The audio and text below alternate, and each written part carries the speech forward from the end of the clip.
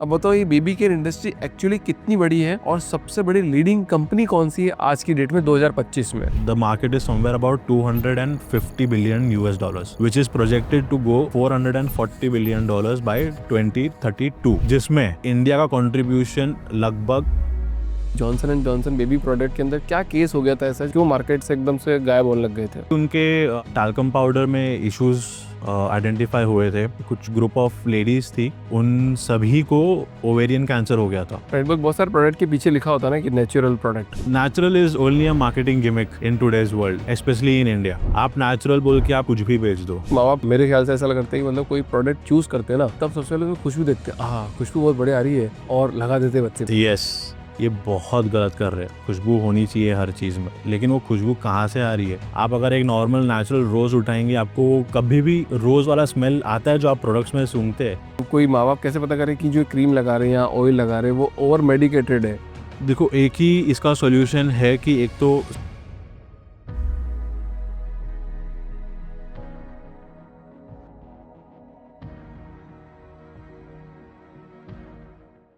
धैर्य जी, बहुत बहुत स्वागत है आपका द फाउंडर्स ड्रीम के अंदर। Thank you so much for having me here. Podcast की शुरुआत हम कर रहे हैं धैर्य।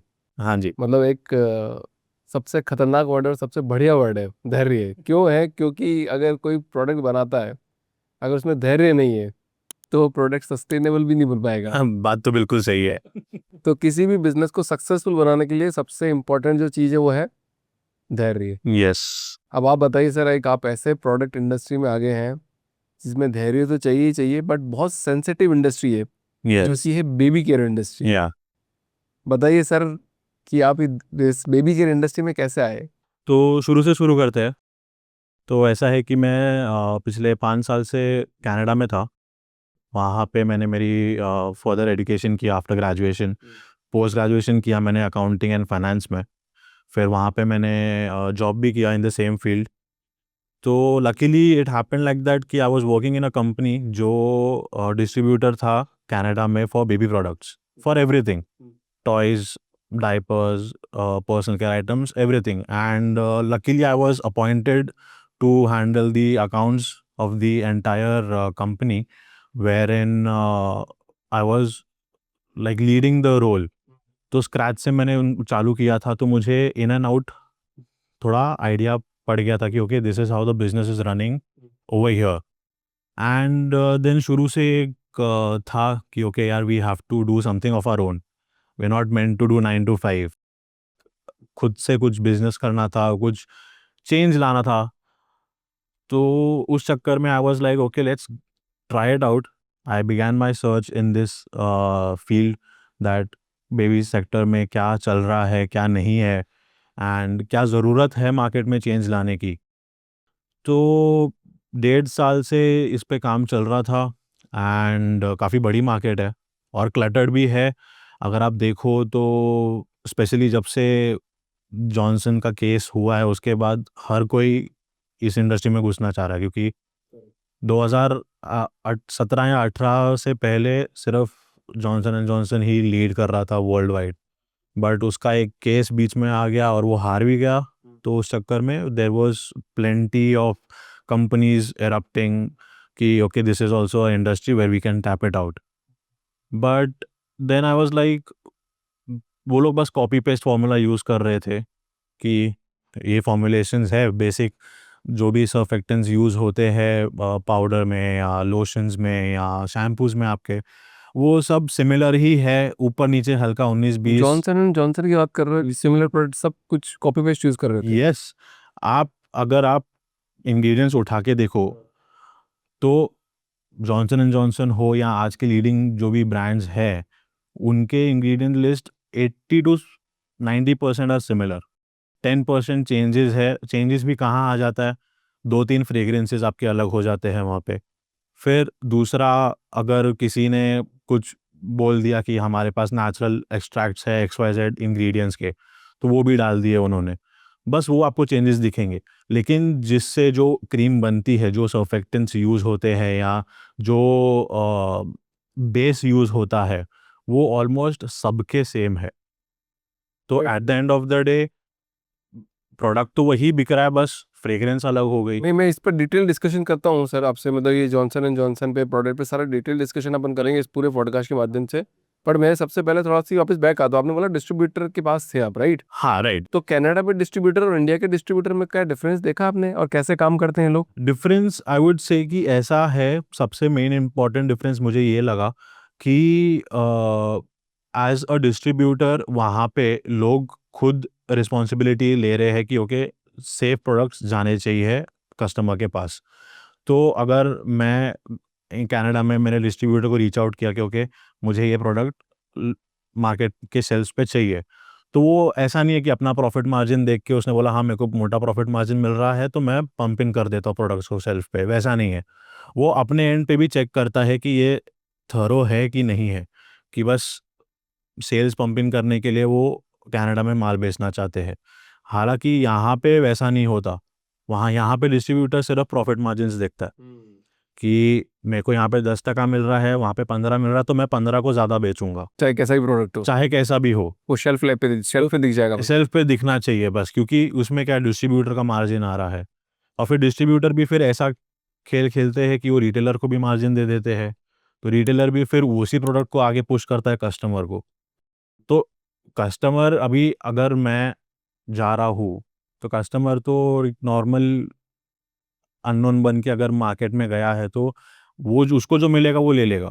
करेक्ट। तो इसमें अगर एक इतना सेंसिटिव इंडस्ट्री में अगर हम कदम रख रहे हैं तो वो एज अ डिस्ट्रीब्यूटर को भी एक सेंस ऑफ रिस्पॉन्सिबिलिटी होना चाहिए कि okay we don't have to play with the like life of the children who are involved in the using the products. मतलब आप, मतलब जैसे आप डिस्ट्रीब्यूटर के अंदर, डिस्ट्रीब्यूटरशिप के अंदर थे, वहाँ पे कुछ हैंडल कर रहे थे किसी का अकाउंट, तो आपको कैसे पता चला ये प्रोडक्ट खराब है और इसका मार्केट इतना बड़ा और मेरे को इसमें एंटर करना है? देखो मैं जो प्रोडक्ट वहाँ पे बेच रहा था एज अ डिस्ट्रीब्यूटर, वो प्रोडक्ट की डिमांड वाज मैसिव। और मैं हैरान था क्योंकि वो टाइम पे नया नया वो यूएस बेस्ड ब्रांड था जो कनाडा में अपना प्रोडक्ट डिस्ट्रीब्यूट करना चाहता था। तो ऐसा हुआ कि with in 2 months of launch it was booming Canada में, लाइक $1 million सेल हो गया था उसका। आई वाज लाइक यार 2 महीने हुए हैं लॉन्च को कनाडा में, $1 million की सेल हो गई है 1 महीने में, हाउ इज़ दिस पॉसिबल? तो फिर मैंने कंपनी के बारे में देखा कि यार okay this is the formulations that they are using and this is their branding technique as well. वो लोग का branding was also very good, जिस तरीके से वो मार्केट कर रहे थे अपने प्रोडक्ट को, that was also good. I was like okay ठीक है। Then luckily what happened, family में मेरे एक रिलेटिव की बेबी हुई and as a present I gave a gift hamper which my company was distributing. तो मैंने उनको दिया and coincidentally she knew the brand. So I was like अच्छा you know this is a US brand? She was like yeah India में तो मिलता नहीं है and I was not hoping कि तुझे कनाडा में ये मिलेगा। I was like okay fair enough, ठीक है, but how did you know अच्छा है नहीं है? मैंने उनसे एक जनरल कॉन्वर्सेशन किया। She was like it is very good and then उन्होंने खुद भी यूज़ किया एंड शी वाज लाइक यार ये तो बहुत अच्छा है, next time when you visit again please get me some. I was like okay. मैं अपने डिस्ट्रीब्यूटर के पास गया, उसको मैंने एक ऐसे ही बताया कि यार this happened. He was like yeah this is how things work over here and the product is phenomenal. I was like great. I am like India में अगर यूएस प्रोडक्ट की डिमांड हो रही है इतनी ज़्यादा, तो इंडियन प्रोडक्ट्स में क्या प्रॉब्लम आ गया? इंडिया में तो पॉपुलेशन इज़ अनबीटेबल, तो प्रोडक्ट्स भी वैसे होने चाहिए, be it normal affordable brand और be it a premium brand, but वैसा कुछ था ही नहीं। तो आई वाज लाइक ठीक है let's see how it is. फिर मैंने इंडियन मार्केट में रिसर्च किया कि कौन कौन से लीडिंग ब्रांड्स है, कौन से अपकमिंग ब्रांड्स हैं जो अभी अभी आए हैं एंड उनमें डिफरेंस क्या है। तो फिर मुझे पता लगा कि यहाँ तो देखो, यहाँ तो आपके पास जॉनसन एंड जॉनसन ऐसे सब बड़े ब्रांड्स हैं जो मास प्रीमियम को टारगेट कर रहे हैं, आपको चीप प्रोडक्ट्स दे देंगे ताकि अफोर्डेबल लगे। वेयर एज अगर लोग सोचते हैं कि नहीं मुझे मेरे बच्चे के लिए प्रीमियम ही चाहिए, then you will get at a very high cost and quality is not like justifiable for that cost. And then I was like okay, हमें एक ये जो इतना बड़ा गैप है उसको ब्रिज करना पड़ेगा। तो वो सोच से लेके मैंने एक अपना रिसर्च चालू किया कि मैं ऐसा क्या इनोवेट करके ला सकता हूँ जो एक नॉर्मल पेरेंट को अफोर्डेबल भी लगे, but at the same time premium भी लगे कि हाँ ओके, मुझे इसके लिए 1000-1500 रुपये खर्च करने की ज़रूरत नहीं पड़ी और मुझे एक डिसेंट प्राइस में जो मैं चाहता हूँ मेरे बच्चे के लिए अच्छा हो वो मुझे मिल जाए। तो उस बेस पे मैंने मेरा रिसर्च चालू किया and that is how we came up here. तो एक बात बताओ कि जैसे बाहर यूएस में, कनाडा में, मतलब बाहर की तरफ इंडिया में जो सेम प्रोडक्ट अगर मिल रहा है तो उसकी जो क्वालिटी है वो डिफरेंस क्यों हो जाता है उसके अंदर? डिफरेंस देखो ऐसा हो जाता है कि वहाँ पे रेगुलेशंस बहुत स्ट्रिक्ट है, और इंडिया में नहीं है। इंडिया में इतने नहीं है। बात सरकार तक पहुंचती है सर, आप मतलब मेरे वीडियो सरकार के लोग भी देखते हैं, मैं जो बात बोलता हूँ वहाँ पहुंच जाती है। उल्टा मैं चाहता हूँ कि वैसा हो और एटलीस्ट कुछ तो रेगुलेशंस आए, क्योंकि इंडिया में मार्केट ऐसा है कि बस लोगों को पैसा चाहिए, आप कुछ भी बेचो। हाँ, और यही प्रॉब्लम आ जाती है इंटरनेशनल ब्रांड्स में भी, बिकॉज देखो पैसा सबको चाहिए और अगर आपको मैं बोलूँ कि आपको जो करना है आप करो, आपके ऊपर कोई रेगुलेशंस नहीं है, तो आप भी अपना कॉस्ट कटिंग करने का सोचोगे। बिल्कुल। एक नॉर्मल बिजनेस माइंडसेट है वो। तो फॉरेन में स्ट्रिक्ट रूल्स है, particular ingredients are completely banned. यहाँ पे वो इंग्रेडिएंट्स बैंड नहीं है और बल्कि यहाँ पे खुले में बिकते हैं। तो तब पता चलता है जब किसी की मौत हो जाती है। एग्जैक्टली जब तक कुछ इंसिडेंट नहीं होता, इंडिया में यही प्रॉब्लम है, जब तक इंसिडेंट नहीं होता तब तक चीज़ें ठीक ही नहीं होती। ये प्रॉब्लम है इंडिया में। वो फ्लाइट क्रैश हो गई अभी, उसकी बात कर सकते हो क्या अभी इसमें, कि अब चीज़ें ठीक हो जाएगी प्लेन में? देखिए वो भी एक बड़ा कंट्रोवर्शियल टॉपिक है, क्योंकि खैर फ्लाइट इंडिया में जब तक कुछ होता नहीं है तब तक एक पेन भी नहीं हिलता, और जब तक हो भी गया ना तो पब्लिक पहले क्या सोचता है कि इसको दबा देते हैं हम, ज़्यादा बाहर आ जाएगा तो प्रॉब्लम हो जाएगा। That is the problem. Whereas वहाँ पे इन इंटरनेशनल कंट्रीज, और मैं यूएस कनाडा की बात करूँ कि मैं वहाँ पे रह चुका कितने साल रहे हो वहाँ पे आप? हूँ 5 years अप्रॉक्सीमेटली। सो 5 ईयर में आपको ये अंडरस्टैंडिंग कि वहाँ पे जो रूल्स है प्रोडक्ट को बनाने को लेकर वो स्ट्रिक्ट है थोड़े, कि यही इंग्रेडिएंट होना चाहिए, ऐसा होना चाहिए, सेफ्टी मेजर ज़्यादा होना चाहिए, और इंडिया में आप प्रोडक्ट बना रहे हो तो आपको कोई प्रॉब्लम नहीं आ रही है, आप कैसे बना सकते हो? यस, नहीं ऐसा नहीं कि कैसे भी बना सकते हो, है इंडिया में भी रेगुलेशंस, बट काम हो जाता है, सुखा हो जाता है। काम हो जाता है। जो चीज़ें बाहर बैंड है वो यहाँ पे बैंड नहीं है, आई डोंट नो व्हाई। मतलब इंडिया में तो मतलब कोई भी प्रोडक्ट हो किसी भी तरह का, चाहे टिश्यू पेपर से लेकर ले लो, चाहे पानी से लेकर ले लो, चाहे पेन से लेकर ले लो, चाहे पेपर ले लो, चाहे क्रीम ले लो, कोई भी क्वालिटी प्रोडक्ट इंडियंस को नहीं मिलता है, ये बात श्योर है। यस, एब्सोल्युटली श्योर है, क्योंकि बात वही आ जाती है, कॉस्ट कटिंग हो जाती है। वो लोग बल्क में बेचना चाहते हैं यहाँ पे, और वो लोग को मालूम है कि इंडियन माइंडसेट ऐसा है कि अगर आप 500 रुपये की चीज़ 100 रुपये में दे दो वो ले लेगा, भले अंदर क्या है वो उसको उससे नहीं फर्क पड़ता, उसको लग रहा है कि मेरे 400 रुपये बच रहे, तो मैं वही 100 रुपये की चीज़ ही लूँगा। ये इंडियन माइंडसेट का भी प्रॉब्लम है, and these guys are playing well with it. सारे बिजनेस। सारे बिजनेसमैन इररिस्पेक्ट, मैं सिर्फ बेबी केयर इंडस्ट्री की बात नहीं करता, मैं हर इंडस्ट्री की बात करता हूँ।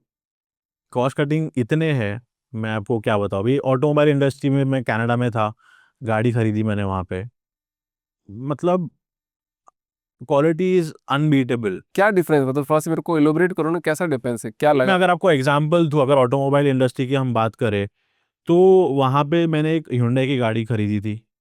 ओके, इंडिया में भी सेम गाड़ी है जो अभी वर्ना के नाम से बिक रही है, वहाँ पे इलेंट्रा के नाम से बिकती है। ठीक है। क्वालिटी में ज़मीन आसमान का फ़र्क है। जो बिल्ड क्वालिटी है बाहर की, वहाँ पे it is very rigid, strong. आप दरवाज़ा खोलो आपको समझ में आता है कि दरवाज़ा भारी है। यहाँ पे it's not that. Pricing almost same है। अगर आप कैनेडियन डॉलर्स को आप कन्वर्ट करके आप वो गाड़ी खरीदो तो वही 20-22 लाख रुपए की पड़ती है।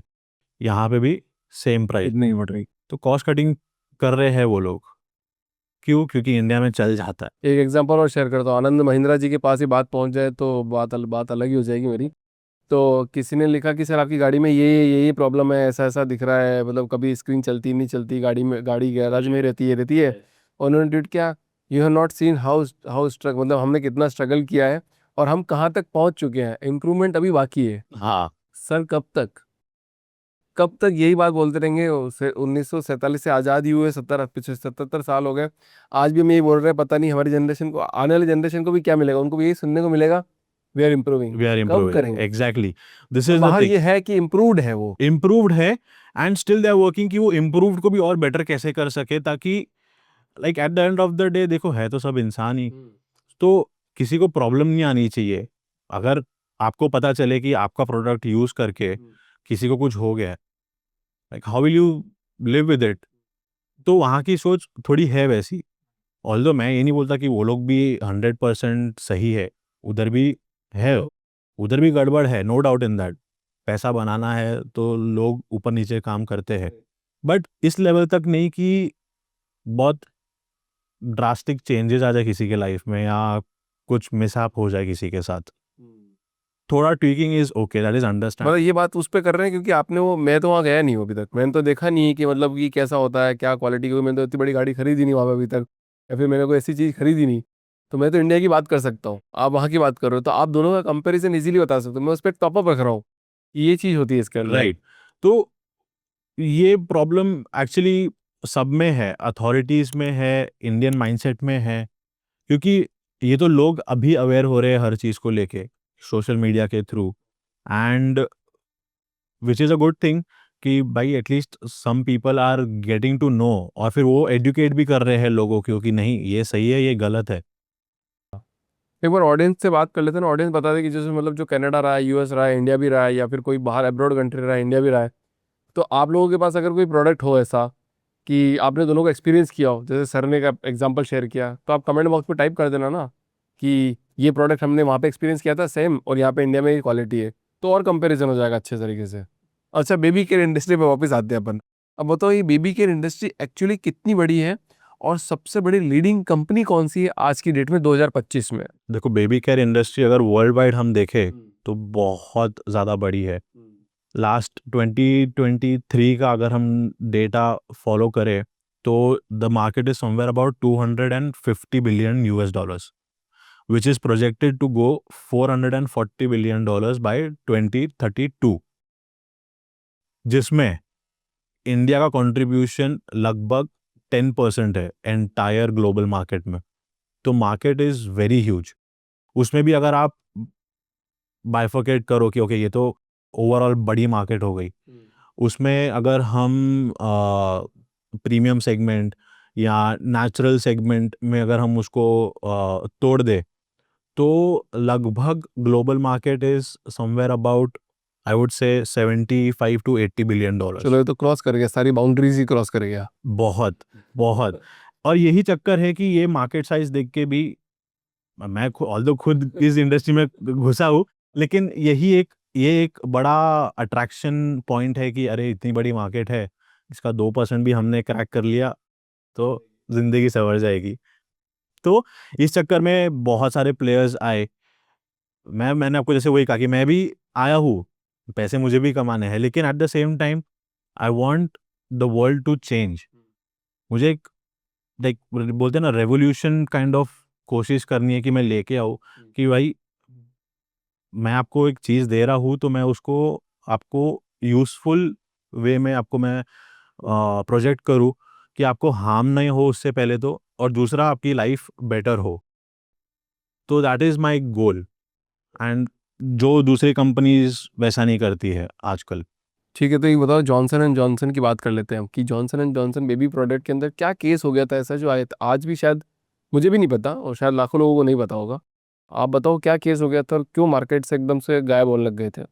केस ऐसा हुआ था कि उनके टैल्कम पाउडर में इश्यूज आइडेंटिफाई हुए थे। तो एक कुछ ग्रुप ऑफ लेडीज थी, उन सभी को ओवेरियन कैंसर हो गया था। Ovarian cancer? यस, और ये क्या होता है? वो cancer and in the ovaries of the females. तो पता चला कि this happened because they were constantly using the baby powder. अभी अगर आपके सामने एक बेबी प्रोडक्ट रखा हुआ है और एक रेगुलर अडल्ट्स का कुछ प्रोडक्ट रखा हुआ है, तो आप सोचोगे कि यार मैं बेबी प्रोडक्ट यूज़ कर लेता हूँ, बिकॉज ऑब्वियसली वो that will be more safer than the other one. तो सेम थिंग हैपेंड, वो लोग रेगुलरली उसको अप्लाई कर रहे थे, and it happened to be कि that was the reason, because talcum में ऐसा होता है कि there is a compound called asbestos. वो अगर आपके अंदर चले जाए, क्योंकि आपने पाउडर छिड़का अपने स्किन के ऊपर, तो हवा चल रही है तो आपका कुछ कुछ पार्टिकल्स अंदर भी जाएंगे पाउडर के। तो अगर वो एस्बेस्टॉस जो कंपाउंड है वो आपके अंदर चले गया, that is cancerous. So the international जो काउंसिल है फॉर कैंसर रिसर्च, उन्होंने तो टैल्कम को कंसिडर कर लिया कि इट इज़ पॉसिबली कार्सिजेनिक, मतलब और बहुत पॉसिबिलिटी है कि आपको टैल्कम से कैंसर हो सकता है। एंड इसी चक्कर में यूएस में केस हुआ और जॉनसन एंड जॉनसन हार भी गई। तो लगभग $5 बिलियन उन 25 फीमेल्स को देना पड़ा। $5 बिलियन, यस, बहुत बड़ा अमाउंट था वो। तो एंड उसी वजह से वर्ल्ड वाइड शेल्फ से जॉनसन के प्रोडक्ट्स हटने लग गए। Not only talcum powder but दूसरे प्रोडक्ट्स भी इफेक्ट होने लग गए, बिकॉज ऑब्वियसली अगर ट्रस्ट इश्यूज आज नहीं, बिल्कुल भी नहीं। आप जाओ किधर भी, आप लोकल मार्केट में जाओ या बड़े सुपर मार्केट में जाओ, मतलब दिखेगा आपको, but the quantity would be very less. But उसको दूसरे दूसरे I think किसने रिप्लेस किया अभी, सबसे ज्यादा किसने रिप्लेस किया है, किसने मार्केट टेक ओवर किया है? इंडिया की मैं बात करूँ तो जॉनसन एंड जॉनसन का अच्छा फ़ायदा उठाया है हिमालय ने, बिकॉज वही प्राइस पॉइंट पे खेल रहा है हिमालय। एंड हिमालय पहले तो अडल्ट्स का ही काम कर रहा था, जो शैम्पूज पाउडर सब अडल्ट्स के बना रहा था वो। बट जैसे ही ये न्यूज़ बाहर आई थी, जब न्यूज़ ही बाहर आई थी, not even the case was one by Johnson and Johnson, when the news was out in around 2015 something I guess, तभी हिमालय ने अपना बेबी केयर सेगमेंट भी लॉन्च कर लिया, and at the same price point. तो that was the game changing point कि India में Johnson and Johnson का नाम हटके हिमालय ने वो टेक ओवर कर लिया था। अभी आप बना रहे हो snuggle club, yes, snuggle cup, yes. क्या क्या प्रोडक्ट लॉन्च कर रहे हो उसके अंदर आप? इसमें प्रोडक्ट्स हैं मेरे 7 to 8 SKUs हम लॉन्च करने वाले हैं, including baby powder, head to toe wash, bubble bath, body lotion, face cream, diaper rash cream, massage oil and sunscreen for babies. और इसमें ऐसा क्या होगा जो दूसरी कंपनीज में नहीं है? ऐसा है कि एक सबसे बड़ा यूएसपी मैं बोलूँगा कि हमने इसमें आयुर्वेदिक इंग्रेडिएंट्स को इन्फ्यूज़ किया है, और हम अपने कस्टमर्स को मैंने इंस्टाग्राम पे कैंपेन भी चालू किया है मेरा लेबल लिटरेसी का, because people are unaware labels के बारे में। पीछे जो लिखा है इंग्रेडिएंट्स में सब केमिकल के नाम है, किसी को कुछ नहीं पता। तो हम वैसे नहीं है। मैं हम हमारा ये भी है कि आप प्रोडक्ट उठाओ, हमारा पीछे QR कोड रहेगा, स्कैन इट, जो भी केमिकल कंपाउंड का नाम है वो क्या है, उसका काम क्या है, आपको वो भी मालूम पड़ जाएगा। उसका वीडियो आएगा बकायदा? हाँ, वीडियो नहीं, रिटन ट्रांसक्रिप्ट रहेगा कि okay this particular chemical is basically in layman terms it is called this, और इसका ये फायदा है। वेर एज दूसरे कंपनीज ये सब नहीं करती है। आपको बाहर दिख जाएगा लेबल पे कि सब अच्छा है, नेचुरल है, सेफ है, but at the same time आप पैकेट को पीछे घुमाओ तो इतने केमिकल्स रहेंगे जो आपको पता ही नहीं है कि वो केमिकल हार्मफुल है। बहुत सारे प्रोडक्ट के पीछे लिखा होता है ना कि नेचुरल प्रोडक्ट, क्या है natural? Natural is only a marketing gimmick in today's world, specially in India.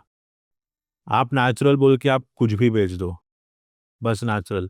अभी मैं आपको एक नॉर्मल एग्जांपल दूँ तो एक लेमन भी नेचुरली चीज़ है, लेकिन अगर आप उसको अपने स्किन पे छिड़क दो, अपने तो चलो हम अभी वी आर एडल्ट्स, बट एक बेबी के स्किन पे आप नॉर्मल भी आप कर दो, विद इन 15 to 20 सेकेंड्स बच्चा रोने लग जाएगा, बिकॉज उसको वो जलन महसूस होगी। है तो नेचुरली चीज़, आपने सीधा पेड़ से उठा के तोड़ के डाल दिया उस पर। प्रॉब्लम यही है, नेचुरल लिखते हैं लेकिन वो कंसंट्रेशन उस पर्टिकुलर चीज़ का इतना ज़्यादा होता है उनके प्रोडक्ट्स में कि वो at the end of the day है उतने ही हार्मफुल जो नॉन नेचुरल प्रोडक्ट्स है। तो नेचुरल लिखना, सेफ लिखना is just a marketing gimmick.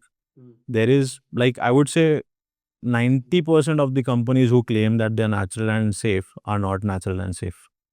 Somewhere or the other उनको भी पता है कि हाँ हमने ये पर्टिकुलर चीज़ यूज़ किया है जिससे कभी ना कभी कुछ ना कुछ किसी ना किसी को हो सकता है। राइट। तो नेचुरल एज सच कुछ नहीं है, बस बेचने के लिए दे यूज़ इट। तो लेबल की बात हो गई, नेचुरल बात हो गई, सारी बात हो गई। पर एक बात होता है, जैसे जब भी बेबी होता है तो 2 साल के अंदर, 2 या 3 साल के अंदर ना उसको रैशेज, एलर्जीज बहुत ज़्यादा हो जाती है, या फिर वो थोड़ा लाल दाने टाइप बच्चों के आने लग यस जाते हैं। यस यस तो राइट। क्या वो डायपर पहनाने के कारण आते हैं, या फिर ऐसी क्या गलती कर रहे हैं माँ बाप जिसके कारण ये सब कुछ होता है? देखो diaper is the most common thing I would से। एक मेजर रोल प्ले करता है ऑब्वियसली, बट सिर्फ वो चीज़ें, सिर्फ diaper is not the only reason for all these things. It is like कि आप क्या प्रोडक्ट्स यूज़ कर रहे हैं अपने बेबी पे, डायपर आप चेंज करते हैं, आप किस टाइप का क्रीम लगा रहे हैं। कई बार आप ऐसा होता है कि मदर फादर जो भी है, जो भी बेबी को चेंज कर रहा है, घाई गड़बड़ में दे अप्लाई नॉर्मल क्रीम जो वो खुद यूज़ करते हैं, obviously which is not safe because baby की skin is ultra sensitive at least for I would say 2 years, 2 to 3 years of their age बहुत सेंसिटिव होती है। एंड उनका अगर हम एब्जॉर्प्शन रेट भी देखें तो एक नॉर्मल अडल्ट से baby skin absorbs about 30 to 35% मोर। तो अगर आप अच्छी चीज़ें लगाओगे तो भी वो उसको यूज़ करेगी, अगर आप गंदी लगाओगे तो भी वो उसको यूज़ करेगी स्किन। तो उस वजह से वो रैशेस, रेडनेस आ जाता है because at the end of the day आपने केमिकल अप्लाई किया है। टेम्पररी बेस पे वो बच्चे को काम दे देगा कि वो हाँ आधे पौने घंटे के लिए वो शांत हो जाएगा, he will be happy, but after a point again वो किक इन करेगा बिकॉज वो रेडनेस छुपी है, गई नहीं है। तो इसके लिए मैंने 1.5 साल इसी के पीछे लगाया है कि मुझे ये क्लेम्स नहीं चाहिए मेरे कंपनी पे या मेरे ब्रांड पे कि टेम्पररी रिलीफ दे दिया बट लॉन्ग टर्म सोल्यूशन का क्या। हमारा है कि रिलीफ भी आपको मिलेगा बट सोल्यूशन भी मिलेगा। रैशेज हो रहे हैं, आप लगाइए, बच्चा शांत भी हो जाएगा but at the same time वो हील भी होगा। That is where Ayurveda comes in the place. Science तो अपना है ही, मॉडर्न साइंस है ही, but at the same time अगर हम हमारे एंसेस्ट्रल रूट्स को भी रखें अपने पास तो उससे बढ़िया क्या ही चीज़ होगी। अभी तो डायपर पहनाते हैं, बट एक और चीज़ होती है जो कि कस्टम, आई थिंक जो कि अपने व्यूवर्स बता देंगे कमेंट बॉक्स में। लंगोट, लंगोट, लंगोट भी होती है, बट उसको छोटे पोथी बोलते हैं या कुछ बोलते हैं। वो अलग अलग जगहों पे अलग अलग चीज़ें बोलते होंगे, बट हाँ तो भी वो था, दैट इज़ ऑल्सो वो ज़्यादा सेफ था, मतलब वो कपड़े वाला जो एग्जैक्टली वो कपड़े वाला कपड़े का ज़्यादा डायपर। सेफ था, वो कपड़े का डायपर, क्योंकि अभी डायपर ने क्या कर दिया है, एब्जॉर्ब कर लेता है। तो पेरेंट को क्या है कि हाँ चलो ठीक है 4 घंटे की तो छुट्टी मिली हमें, but at the end of the day वो एक पर्टिकुलर चीज़ से बना है, उसकी भी एक अपनी लिमिटेशंस है। एंड बच्चे को कुछ पता नहीं है कि मुझे कितनी बार यूरिनेट करना है, वो करता रहता है। और डायपर का क्वालिटी ऐसा है कि बाहर से आप अगर हाथ लगाओ तो वो सूखा ही रहेगा, अंदर क्या है पता नहीं। एटलीस्ट कपड़े में ये फ़ायदा था कि अगर गीला हो गया तो पूरा हो गया, तो चेंज करना ही पड़ेगा तुरंत। मतलब माँ बाप अपना टाइम बचाने के लिए कुछ ऐसे प्रोडक्ट इस्तेमाल कर रहे हैं जो कि शायद लॉन्ग टर्म में बेबी को परेशानी दे सके। एग्जैक्टली और इसके लिए हमने यही सोच के हमारे फॉर्मुलेशंस और हमारे प्रोडक्ट्स को डिज़ाइन किया है कि आपको आपका टाइम वेस्ट नहीं होगा। आपको जितना टाइम में आप अभी काम कर रहे हो आपको उतना ही लगेगा, आपके उतना ही डेली रूटीन में वो फिट बैठेगा। But internally when you have already applied on the baby, वो काम कर रहा है बच्चे के लिए, वो बच्चे की स्किन सुधार रहा है, वो बच्चे को जो भी प्रॉब्लम्स है उसमें हेल्प कर रहा है फाइट करने के लिए स्किन रिलेटेड इश्यूज को। तो हमारा काम वो है कि आप एक नॉर्मल रैश के लिए अगर आप डॉक्टर के पास नहीं जा सकते, आप बोलोगे ये नेचुरल है, बट कुछ तो सोल्यूशन होना चाहिए ना इसका। एब्सोल्युटली रहना चाहिए। और दूसरा, एक माँ बाप मेरे ख्याल से ऐसा लगता है कि मतलब कोई प्रोडक्ट चूज करते हैं ना, तब सबसे पहले तो खुशबू देखते हैं, खुशबू बहुत बढ़िया आ रही है, और लगा देते हैं बच्चे पे। यस तो क्या सही कर रहे हैं कि गलत कर रहे हैं? ये बहुत गलत कर रहे हैं। क्योंकि देखो, खुशबू तो सही है, खुशबू होनी चाहिए हर चीज़ में, लेकिन वो खुशबू कहाँ से आ रही है? इतनी खुशबू आप कुछ भी आप उठाओ, जो इतना नेचुरल फ्रेग्रेंस की आप बात करते हैं मार्केट में, आप अगर एक नॉर्मल नेचुरल रोज़ उठाएंगे, आपको कभी भी रोज़ वाला स्मेल आता है जो आप प्रोडक्ट्स में सूंघते हैं? नहीं, वो नहीं आता तो लगता है। ब्रांड्स ने खेल के रखा हुआ है कि हाँ, we have XYZ floral fragrance है हमारा, बट एक्चुअली में वो फ्लावर इतना फ्रेग्रेंस करता ही नहीं है जितना आपका प्रोडक्ट फ्रेग्रेंस कर रहा है। That means it is purely chemical based, synthetics used हुए हैं उसमें। तो आपको लगता है देख के कि ओके, इसमें बहुत अच्छी खुशबू है, हमारा बच्चा महकेगा, लाइक अच्छी बात है, वेल एंड गुड, बट वो इंटरनली बच्चे को कितना हार्म कर रहा है ना, वो समझ में ही नहीं आता। ऑब्वियसली बच्चे को खुद नहीं समझेगा, पेरेंट्स को भी नहीं समझेगा, बिकॉज वो रिएक्ट नहीं कर रहा है, बट कहीं ना कहीं आपको इन फ्यूचर वो दिख जाता है कि ओके, ये पर्टिकुलर स्किन डिजीज हो गई, या रेडनेस परमानेंट हो जाती है पर्टिकुलर एरियाज पे, जाती ही नहीं है। फिर वही आप डॉक्टर्स के पास जाते हैं, डॉक्टर्स आपको अगेन मेडिकल क्रीम्स देते हैं, बट शुरुआत उसकी आपकी हुई है बचपन से, आप आके 9-10 साल में उसको ट्रीटमेंट चालू करोगे तो फिर कैसे चलेगा? अच्छा, आपने जैसे रिसर्च में 1-1.5 साल लगाया है अभी हमने, जैसे एक बेबी मसाज ऑयल आता है, तो इसमें क्या पेट्रोलियम केमिकल भी मिले होते हैं? पेट्रोलियम केमिकल नहीं, मैं बोलूँगा उनको मिनरल ऑयल्स होते हैं उनमें, जो पेट्रोलियम ऑयल्स जो अपने इंजन ऑयल होते हैं ना, उनको बनाने में हेल्प किया जाता है, मिनरल ऑयल्स। आज के मार्केट में भी मैं बोलूँगा लगभग, अगर 10 प्रोडक्ट्स 10 ब्रांड्स है, उनमें नहीं नहीं बोल के भी 6 से 7 प्रोडक्ट्स में आज भी मिनरल ऑयल्स यूज़ हो रहा है। वो क्यों होता है? Because it is easily available, it is cheap in price, so obviously उसमें हेल्प हो जाता है बिजनेस ओनर्स को कि सस्ते में माल बन जाएगा एंड हम बेच देंगे। बट वेयर एज पब्लिक को ये मालूम नहीं है कि उसका इफ़ेक्ट क्या है। अगर मिनरल ऑयल मैं बोलूँ एक नॉर्मल पर्सन को, जिसको इतना इन डेप्थ साइंस का नॉलेज नहीं है, तो वो सोचेगा अरे मिनरल है, ऑयल है, it is good, it is good for skin. Whereas वो इट इज़ कम्प्लीटली ऑपोजिट। जो चीज़ आपको इंजन ऑयल बनाने में मदद कर रही है, वो आप अगर आप खुद के शरीर पे लगाओ, तो हम लगाएंगे तो हमारी स्किन खराब हो जाएगी, तो बच्चे की तो बहुत दूर की बात है। क्योंकि अगेन एब्जॉर्प्शन रेट इतना हाई है बच्चे में कि वो ऑयल सोखता है बॉडी। मसाज ऑयल का पर्पस क्या है कि ऑयल बॉडी के अंदर जाए, उनका मसल, उनके हड्डियों को मजबूत करे, इसके लिए आप मालिश करते हैं उनको। अगर आप गलत ऑयल से उनके मालिश करेंगे तो वो मसल्स को बहुत अलग तरीके से नरिश करेगा।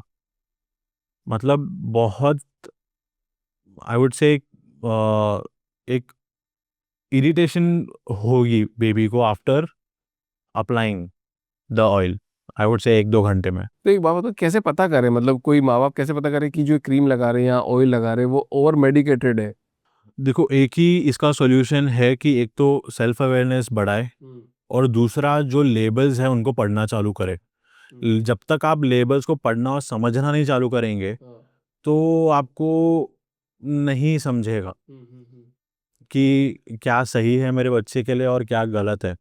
क्योंकि वही है कि अगर आप ब्रांड का नाम देख के आप चीज़ें खरीद ले ब्लाइंडली, तो that is not good, because सारे ब्रांड्स मिसलीड करते हैं। सब करते हैं 100%। सब करते हैं। देखो, कुछ ना कुछ फेकनेस करना ही पड़ता है, बट ये अपने यहाँ पे प्रॉब्लम ये है कि वो उसका लिमिट नहीं है। फेकनेस का कोई लिमिट ही नहीं है, कितना बस भी फेंक सकते कितना भी फेंक दो।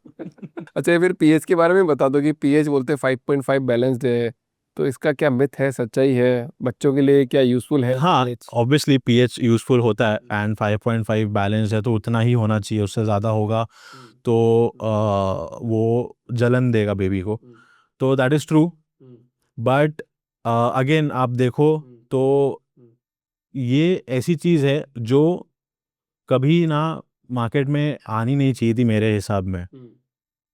आपको ये इतनी बेसिक नॉलेज पब्लिक को ये मार्केट करने के लिए क्या ज़रूरत पड़ गई?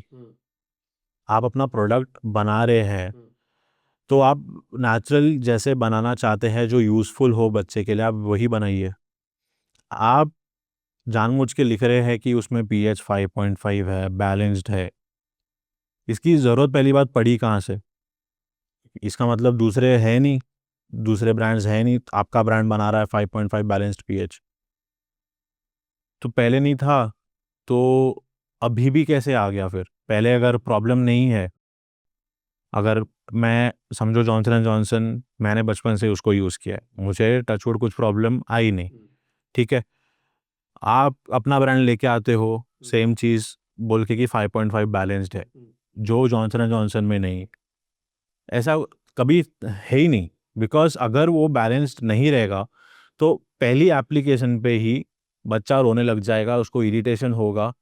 उसको छोड़ो, आपके हाथ में भी आप यूज़ करोगे उसको लगाने के लिए, तो आपके हाथ में भी आपको फ़र्क मालूम पड़ जाएगा। ये पीएच वर्ड नया आया है अभी। बस नया एक केमिकल फ़ॉर्मूला है, उसको वो लोगों ने ऐसा ट्विस्ट किया कि हाँ, हम लोग इसको अगर हम टीवी पे ऐसा बोले, चिल्लाए ज़ोर-ज़ोर से कि बैलेंस्ड पीएच, तो पब्लिक को लगेगा कि हाँ, ओके समथिंग इज़ गुड, ये काफ़ी बेनिफिट देगा। अब अरे बाकी तो कुछ क्लेम करते नहीं है, ये कंपनी क्लेम कर रही है मतलब इट इज़ गुड।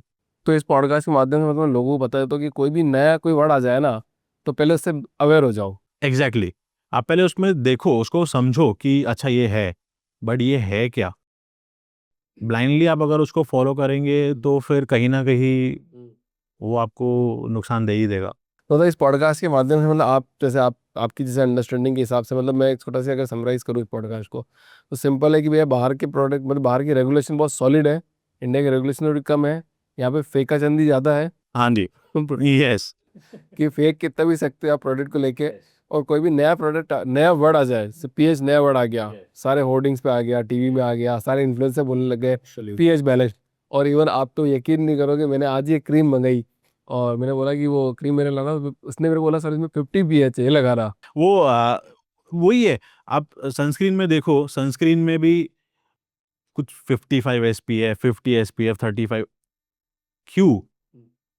अगर आप क्रीम बना रहे हो कि आपके स्किन में वो रेज़ वगैरह ना पड़े, आपका स्किन डैमेज ना हो, तो आप चुपचाप वो क्रीम बनाओ और आप मार्केट करो ना उसको कि हाँ, ओके हमारा क्रीम अच्छा है, आपको प्रोटेक्शंस दे देगा। आप बस ये क्लेम करो, उसमें आप नंबर्स लेके आ रहे हो क्योंकि दिख रहा अच्छा है ना, आपके नाम के आगे कुछ लिखने को मिल रहा है आपको कि ये नंबर है, ये है, वो है, तो ऑटोमैटिक है, ह्यूमन टेंडेंसी है, आपको विश्वास हो जाएगा कि अरे! इतना सब बोल रहा है, तो मैं तो यही लूँगा। और हमारे फाउंडर जिनका मकसद ही यही है कि जितने भी प्रोडक्ट है उनके फाउंडर को पहले तो बाहर निकाला जाए, पहले बताए और ये सारी चीज़ें बाहर आई जाए, क्योंकि मुझे भी नहीं पता थी ना ये चीज़ तो। एग्ज़ैक्टली, एग्ज़ैक्टली, और ऐसे आपके जैसे बहुत लोग हैं, जिनको पता नहीं है कि मार्केट में क्या चल रहा है, क्या नहीं, और मुझे खुद नहीं पता मेरे था। जैसे बहुत नहीं, मेरे जैसे सब है। ये बात भी, और उनमें मैं भी खुद था 1.5 साल पहले कि चलो अच्छा है, ये क्लेम कर रहा है तो अच्छा ही होगा। मैं जब इस इंडस्ट्री में खुद घुसा, खुद मैंने रिसर्च की, तब मेरे को समझा कि नहीं बॉस, गेम तो कुछ और ही है। ये बस पैसे कमाने के लिए टैक्टिक्स यूज़ किए जा रहे हैं। बड़ी-बड़ी मार्केटिंग एजेंसीज़ कंपनियों को सजेस्ट करती है कि आप ये यूज़ करो, वो यूज़ करो, तो आपका माल बिकेगा, और वही हो रहा है। तो धीरे धीरे इस पॉडकास्ट में मेरे दो आखिरी सवाल आपसे। पहला सवाल ये है कि आप बताओ कि 70 रुपए की कोई क्रीम है बच्चे की और कोई 700 रुपए की क्रीम है, तो कैसे डिफरेंस पता करें? मान लो वो इंग्रेडिएंट दे दिए, जैसे आजकल होता है ना, दवाई आपके लेते हो, एक तो ब्रांडेड दवाई लेते हो और एक आप देसी दवाई ले लेते हो, मॉलिक्यूल्स वही होते हैं पर वही 700 रुपए की, वही 70 रुपए की, तो क्रीम में कैसे पता करें? देखो, जो क्रीम्स मिल रही है 700 रुपए की, जैसे आप अगर आप बोलो, तो वो बेसिकली पहली बात तो उसका प्राइस बढ़ जाता है क्योंकि वो इम्पोर्टेड है, उसकी वजह से उसका प्राइस बढ़ गया। दूसरा, उसमें ऐसा है कि उसमें महँगी क्रीम्स में मैं बोलूँगा कि हाँ ठीक है, कुछ हद तक अच्छी चीज़ें भी होंगी। जैसे अच्छी चीजें में एक दो का नाम बता दो, क्या होती है अच्छी चीज?